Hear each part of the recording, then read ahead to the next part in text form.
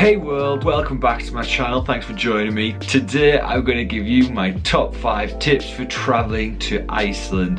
Now if you haven't already checked out my series of Iceland videos, they will be linked somewhere on the screen and definitely down below, so go and watch them. And if you haven't already, make sure you are subscribed, you've given it a thumbs up, you've turned the bell on, and you've done whatever else you needed to do. Over the past couple of weeks, I've had a few people contact me on Instagram, Twitter, and a few of my friends actually in real life who knew that I'd been to Iceland last year, and they've asked me for some tips around what I did when I was there and what they should do as well. So I thought, why not share it with the world?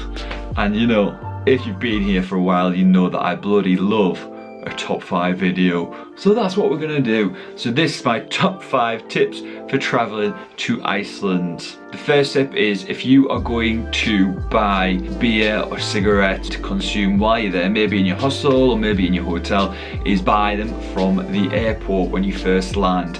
Opposite where you collect your luggage from, there is a duty-free shop where a lot of Icelandic people go as well to buy their booze. And it was actually a girl on the aeroplane who was half Scottish and half Icelandic who told me this, and she said, get your beer there before you get into Reykjavik because the prices will be sky high. So I think I bought 10 cans of beer. Can't remember how much it cost, but it was a lot cheaper, and actually it worked out really well. It was a conversation starter when I was at the hostel. I'd gone there by myself, so it was a really good way to get to know people. The second tip, which is something that I didn't actually do but I probably would do if I was to go back and do it all again, and that is to incorporate a trip to the Blue Lagoon, either on my way from the airport or my way to the airport. Now I know a lot of tour companies do this, and people tend to do this when potentially they're on the way back to the airport before they fly home, and I just think it's a really good idea because it's sort of on the way to the airport anyway if you're staying in Reykjavik, so it would make sense to incorporate that into a journey. And what better way to either start or end your trip than at the Blue Lagoon? And if you want to see what I thought of the Blue Lagoon, do go and check out my video for the Blue Lagoon. Tip number 3, Iceland is notoriously expensive, especially Reykjavik, and the same can be said for buying drinks in bars.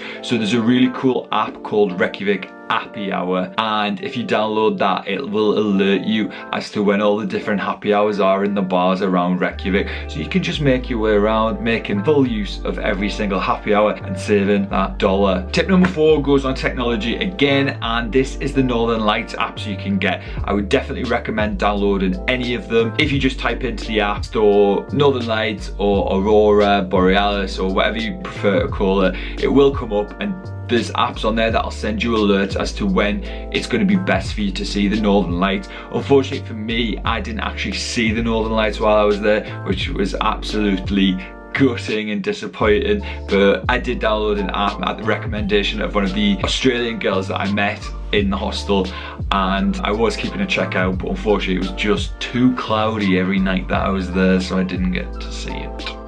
The 5th and final tip, I would say, spend as little time as possible in Reykjavik. There is so much more to Iceland than Reykjavik. I made the mistake of spending 2 days kind of just wandering around Reykjavik trying to find something to do, and I'm sure there is a lot of things to do in Reykjavik, but actually I would have probably preferred to have gone to the south of the island, but at that point in time I didn't know, so I spent too much time in the city. I'd definitely spend a day in the city. There's definitely enough for you to do to spend a full day there, but anything after that, I'd use Reykjavik as a base and definitely travel out around the island because there's so much to see in Iceland that again I didn't get to see because I spent too much time in Reykjavik. Alright guys, I hope you find these tips useful. If you are heading to Iceland, comment down below and let me know. I'd love to know what you have got planned, and definitely let me know if you try out any of these tips, what you think of them. If you enjoyed this video, please give it a thumbs up. Please do subscribe, it really does help me out, and I will see you in the next video. So take care, peace out.